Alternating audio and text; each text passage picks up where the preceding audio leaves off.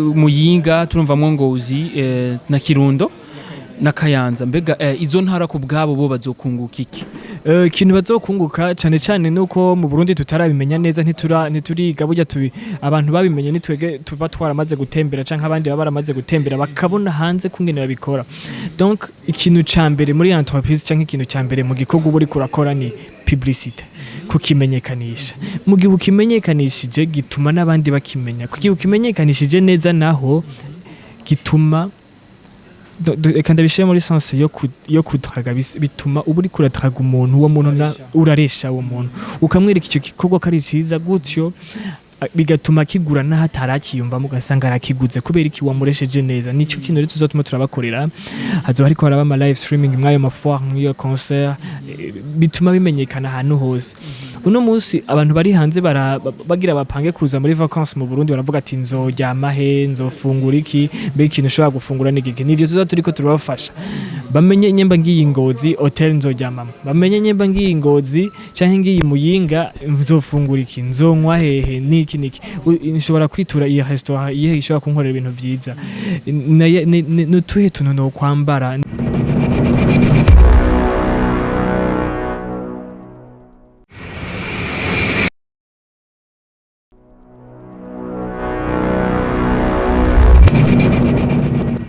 Bonjour mesdames et messieurs, le fan de music industry, this is Nausel TV, the one of the best for this industry abidi. Kuri maguru kumwe na Beni, Beyond the Camera Arkeni. Nkuko tuma tubikora reka tubanze dukengurikira Imana, hama dusubira dukengurikira mbwe bakunzi ba Nausel TV. Yes, uno munsi ndi kumwe n'umu bro, ndi kumwe n'umu brother, yes yitwa MC Blaze Panda. Yes, kumbe muramuzi benshi ndavuga kuri Miss Kugasaka, ari muri bamwe baba organisateur kumbere bari bahagarikiye ndavuga ku gogo go hejuru Miss Kugasaka. Uno munsi nawe aje na event ndavuga festival yo kugasaka nyene.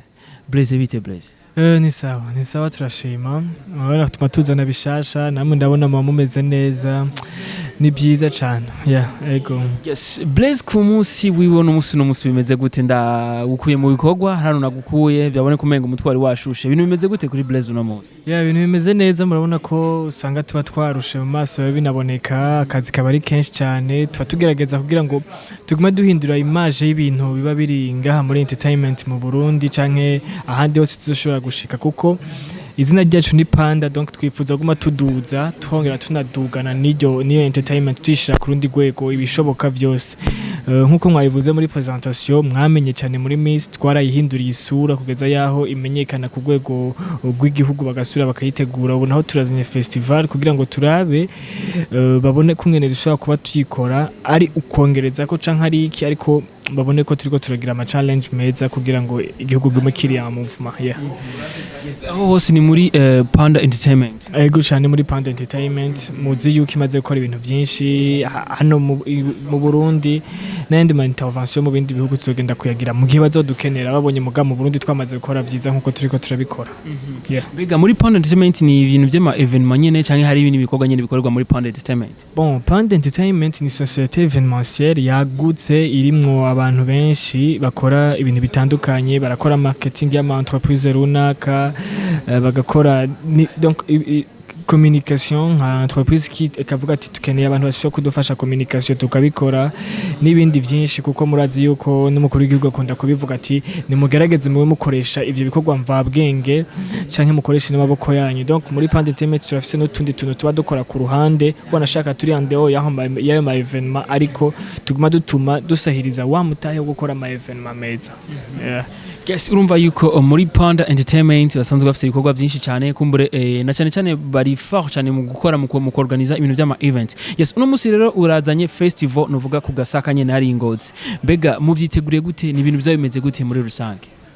Festival turiko turategura Ngozi yari kwiye kwitwa Burundi Festival ariko kubera dukunda kuvuga ati reka tuhere ruguru tugende turamonta pole tuvuga ati tugende turapanda pole babone yuko gikwiye kubera igihugu cose. Festival tumo turakorera Ngozi iri ku rwego rurengeje cyane kuba ariyo mu ntara niyo mpamvu itari ni y'intara gusa ahubwo ari ya Grand Nord. Donc ari ya Grand Nord ni ziriya 4 provinces ziri hejuru ni Ngozi, Kayanza, Muyinga, Kirundo, Musanze musanzwe muzi ko mu mfunyapfunya ari Kamukingo turiko turakora kugira ngo dushobore kuyishira ku yindi level, dufate ama entreprise akorera hariya muri Nord tuya promoting, dufate detala ziva hariya muri Nord tuzipromoting zibashe kushika ku rundi rwego, tuzimenyekanishe. Niyo mpamvu turiko turano media kugira nabo bazobe bari hariya ku Gasaka, uko zo bariko baricisha ko live cyangwa bazobe kwarekana ma interview, bazobe barakorana nabo bitume bamenyekana bashike ku rundi rwego. Objectif dufise niyo kubamenyekanisha no kumenyekanisha ibikorwa bikorerwa hariya muri Nord. That's why mu ma activité dufise hazoba harimo ma formation cyangwa conférence débat ko aba jeune bakora ibikorwa mvabwenge bava muri Nord kugira ngo babashe kubandanya baguka, batera imbere mu bikorwa cyabo, babigishe kumwe bashobora gukora, babigishe kumwe bashobora kudandaza ayo ma product barekura bobo, nyimba ariyo miziki ntiherere hariya muri Nord ubwihere, donc ishwara Burundi bwose, ishware n'isi, aho ni kwisha kwa ama platform. Tuzobarondera abantu babigisha kugira ngo igikorwa bashobora kukivyazamo umusaruro, ntibagume bicaye barindire ngo hari umuntu azobahamagara kuri concert mu gihe batobahamagara nahone bagerageze kuvyaza umusaruro icyo gikorwa baba bakoze. Mbega kugira ngo umuntu aronka ayo mahirwe novuga yo guhayanisha cyane cyane yo kugira ibikorwa vyiwe, mbega hasabwi kugira ngo azo participer mu novuga muri yo evenement cyangwa muri yo ibyo bintu marategura novuga byo birori. Umuntu ashaka guhayanisha icyo akora kivuye mu maboko. Itariki 15 z'ukwezi kwa gatandatu no kuvuga ku munsi wejo hazosohoka affiche yerekana ushaka guparticiper muri yo evenement cyangwa ushaka kuza guhayanisha icyo gikorwa ciwe, kumwe abashobora guhiga no kumwe nashobora kwiyandikisha kugira ngo zoze guhayanisha icyo gikorwa. Hama mu nyuma hazosohoka kandi ka affiche canke kameze nka invitation ko gutumira les jeunes bazoze mwayo ma formation azomara amasaha menshi kugira ngo bige banonosore, babone ko ivyo bariko barakora bishobora kubazanira akamaro uno munsi canke ejo hazoza. Mu gihe babikurikije ivyo bazoba bariko bariga, tuzobahamagarira abantu bamaze kugira iyerekwa canke bamaze kugira experience nini cyane muri mayo madomene baba barimwo kugira ngo babereke kumwe bashobora kuvyaza umusaruro ico gikorwa. Ariko ko ama entreprise naho tubandaye tunabatumira, ariko ejo bazobona ahantu bashobora kwiyandikisha kugira ngo baze kugira ngo bamenyekanishe ibikorwa vyabo, bagirisha ama interview bababaza ati mbega mwabitanguye gute, mbe mubikoresha gute, kugira ngo n'umuntu uri wese naho bari mu Burundi canke ari hanze yumva icyo gikorwa cyakorewe mu Muyinga canke cyakorewe Ngozi canke cyakorewe mu Kirundo kungene kimeze, agire donc itama mu Giswahili niko bavuga, agire itama ryo kuza canke agatima ko kugihiga, yumva ikintu cya made in Burundi gikozwe mu bintu n'abarundi, gikorewe mu Burundi, ibintu vyiza cyane. Ni objectif dufise hakuru ya turumvamwo Muyinga, turumvamwo Ngozi na Kirundo na Kayanza. Mbega izo ntara ku bwabo bo bazokunguka iki? Ikintu bazokunguka cyane cyane nuko mu Burundi tutarabimenya neza, ntituriga burya abantu babimenye nitwege tuba twaramaze gutembera canke abandi baba baramaze gutembera bakabona hanze kungene babikora. Donc ikintu cambere muri entreprise canke ikintu cambere mu gikorwa buri kurakora ni publicité, kukimenyekanisha. Mu gihe ukimenyekanishije gituma n'abandi bakimenya, kugihe ukimenyekanishije neza naho gituma kandi bishye muri sense yo kudraga, bituma uburi kuradraga umuntu, uwo muntu uraresha uwo muntu ukamwereka icyo gikorwa kari ciza gutyo, bigatuma kigura na hatarakiyumva mugasanga arakiguze kubera iki wamuresheje neza. Nico kintu rero tuzotuma turabakorera, hazo hariko haraba ama live streaming mwayo ma foire mwiyo concert, bituma bimenyekana ahantu hose. Uno munsi abantu bari hanze bagira bapange kuza muri vacances mu Burundi, baravuga ati nzoryama he, nzofungura iki, mbe ikintu ushobora gufungura n'igiki. Nivyo tuzo turiko turabafasha bamenye nyemba ngiyi Ngozi hotel nzoryamamo, bamenye nyemba ngiyi Ngozi canke ngiyi Muyinga nzofungura iki, nzonywa hehe niki nshobora kwitura iyi restaurant ihe ishobora kunkorera ibintu vyiza, nutuhe tuntu no kwambara, ni ayahe ma service nzoza ndakura hehe. Mu gihe tuzotuma turabicira ko live rero ku ma page yacu canke kwayo ma television mamuzi ari y'igihugu majariki n'izindi nyinshi canke za BTV, bizotuma babimenyera kure, baze mu Burundi bafise izo information zose zikwiye ku buryo bahatembera umenga ni wabo. Ego ku ruhande rw'igihugu naho, ku ruhande rw'igihugu ni visibility, tuzotuma turafata image y'u Burundi, image touristique, tuyitembereza kure, ishike kure, babone ubwiza bw'igihugu, babone ivyo dukora, babone igihugu ahantu heza n'ibiki byose, donc bigende neza ku murongo, kandi igihugu kindi kizoba kimo kiraganya. Donc Panda Entertainment mu objectif ifise irafise gu créer akazi igaha abandi. ironse advantage ivuga gutya ati hariho abagiye gukora muri ico gikorwa, abo bose bagiye gukora muri ico gikorwa nkuko nyene icubahiro akunda kubivuga, umufuko wabo uraza kuronka amafaranga n'umunwa wabo uraza kuronka ico ufungura. Donc hariho abo tuzoba twokifye bashika 100 bazohembwa kuwo munsi mwiyo misi, bisigura ko bazo ariko barakora muri bya bindi bama badutumirira gukora, dukora akazi tugakreye twongere tugahe n'abandi. Donc nico igihugu hakuru kizoba kimo kironguka kuko ugwaruka rwabo ruzomwe rurabona kuri ruriya movement ruko rurakora kandi riko ruratera imbere, kandi murazi yuko igihugu gishingiye kwaba twege turi bato kuko ejo naha twebwe. Yes, nero ku ruhande rwa watubwiye ku ruhande rw'igihugu kubwa ku ruhande rw'intara no ku ruhande kubwa nyene nuvuga mu gisona ko sema wahusika abantu bazoba byega kumbure abantu bazo bashize nuvuga izo ngabirano zabo cyangwa abantu bazo bafise nuvuga ivyo bintu bizo baba bifuza ko bahanisha. Mbega ku ruhande rwa Panda Entertainment bobo muzokunga iki?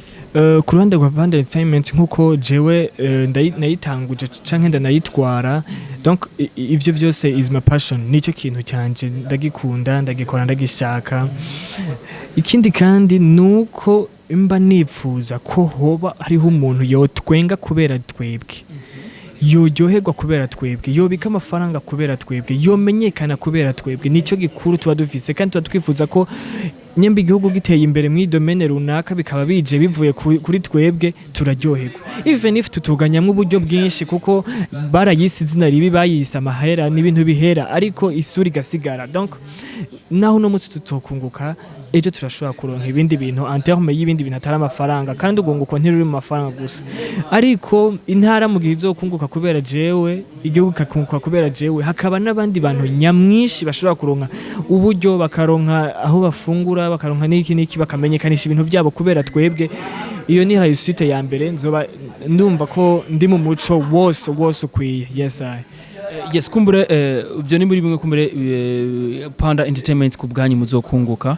Watubwiye kuvyerekeye uruhara rw'umuziki, mbega harozora abanyamuziki, mbega bizoba bimeze gute? Mbega abanyamuziki bobo bazora bahari hajya kugira iki mu bisanzwe, bazora kubwa kazi cyangwa nabo nyine bazora kubwahanisha nuvuga indirimbo zabo? Ego nkuko mubizi hariho abantu baririmbyi baba bakunzwe hano mu Burundi, kandi n'abantu muri rusangi barakunda kuryoherwa. Mu gihe rero bakunda kuryoherwa bafashwa nabo baririmbyi, bahagufashwa nabo banyamuziki, donc bajya bavuza imiziki. Niyo mpamvu rero mwiyo fois urumva ko hazo bari ama stand menshi y'abantu bashaka kuza guhayanisha ibintu byabo. Twariyumvira ati none abo bantu ego barazanye ama stand baraparitse ngaho, natwe turi ngaho twabiteguye, eske abandi bantu bazoca baza gute? Niyo mpamvu twimvira ati reka tuza n'umu artiste abakunzwe, aba artiste baba bakunzwe kugira ngo bazohamagare bantu babo basanzwe bakunda ibikorwa byabo, babe motive comme ça, habe abantu nyamwinshi mw'ico kibanza mwiyo fois, ku buryo babandi haba hariho abaje kuraba mu artiste ariko bica birangira banabonye n'icyo gikorwa, banavyumvise n'ivyo bikorwa asanga bagiye babimenye, bari baje kwirabira mu artiste ariko bakaca bagenda bamenye n'icyo gikorwa kikorewe ngaho muri no, bagenda bakigikuba gikunze, bakongera bagenda bagikonsomye, banakinyoye canke bagifunguye, bakimenye bagitoye muhiri wabo. Donc nico aba artiste twiyumvire ko twobazanira ko nta kindi kugira ngo dukreye abantu nyamwinshi, kuko murazi yuko turamaze gukora ama evenement zamwe abantu 5,000 mu gihe uno munsi dufise target yuko hazi 7,000. Abo bantu 7,000 dufate ko hatugeze mu masaha 3 y'ijoro harimo nk'ibihumbi 2 baborewe, abo bandi ibihumbi bingahe bazoba bagiye bamenye iyo produit. Donc niyo objective dufise kukimenyekanisha gutuma abantu bamenya icyo gikorwa. Niyo mpamvu tuzoba tubahamagariye mu icyo giteramo baze baryoherwe, ariko bongere banamenye n'ibintu biriko birakorerwa muri no. Ariko mu icyo gihe twarahamagaye n'abanyabujumbura, kuko muri no tuhamagaye intara zine zikaba ziri hamwe, bisigura ko ari abantu benshi. Nabo nibo bujumbura bakorera bujumbura bakwiye kuza kumenyekanisha ivyo bintu ngaho Ngozi kugira ngo babimenye. Ego yes, kumbure urumva yuko ari ibikorwa byiza Panda Entertainment ikwigerageza gukorera novuga mu ntara ya Ngozi na cyane cyane mu zindi ntara barabashikayo kumbure biyo bikenewe. Mbega ku ruhande umuntu acibaza ati mbega abanyabujumbura nabo nyine bazoba bahashitse novuga abanyengozi no ku ruhande rwabo nibo bazoba bari novuga n'abanyamuyinga bose. Yes, none ikibanza ni cyahe kizoberamo exactement n'amasaha nibizohera gute, bizoba bimeze gute? Ko twumva umenga intara zitandukanye ariko twamaze kumenya intara bizoberamo exactement. Ikibanza ni cyahe, isaha bizoba bimeze gute, bizotangura sanga pebere sanga cyangwa bizomara imisi ngahe? ya bizomara imisi itatu ni tariki 9, 10 na 11 z'ukwezi kwindwi bikazobera mu bibanza bibiri vy'Ingozi ibibanza bibiri nivyo hazoberamwe ibintu vy'umunezero ariko kubera na sport twayishizemwo hari aca hiyongeramo ikindi kibanza cya gatatu cyo kuraba match ya basket donc bizobera kuri stade Agasaka impande ya bureau provincial ariko comme si twongeyemwo na pour Paris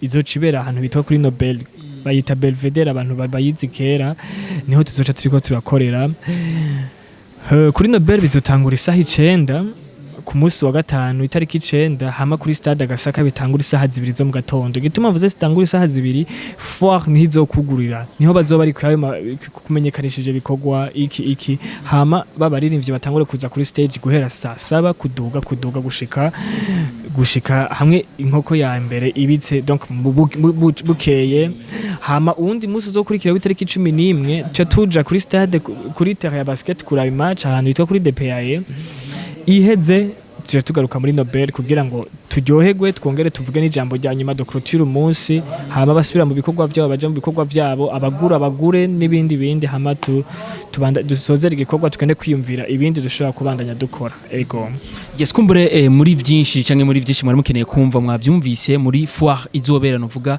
Ingozi izomara imisi 3 izobera mu bibanza bibiri yes kumbure ni nkire jambo rero kumbure muri rusangi ryoba ritwara ivyo twavuze novuga en résumé mu byo twayaze byose nigiki ushikiriza abarundi bari mu Burundi canke bari hanze mu kubatumirira mu kuzoza mu ruvuga muri yo foire amajambo afise ndafise nk'amajambo agera kuri 2 mugani mato ariko yose afise objectif imwe niyo gutumira abantu baze guhayanisha ivyo bintu vyabo baze kuraba ivyo abandi bantu bakora kugira ngo nabo bibahe motivation yo kuzokora ivyandi canke bibahe inspiration yo kuzokora ibindi vyabo babone yuko bishoboka n'abandi bazokore aho ndahamagara abantu bashaka gukora ayo ma evenement canke bashaka gukora kugira ama entreprise akora ivyo bintu bizoba biri muri foire ikindi kandi ndakeneye message shike kwa hantu kure yuko twifuza ubufasha bwanyu turifuza ubufasha bwanyu mudushigikire murabona ko tuba turi gwaruka tuba turiko turatobora kugira ngo turabe aho dushobora gushikana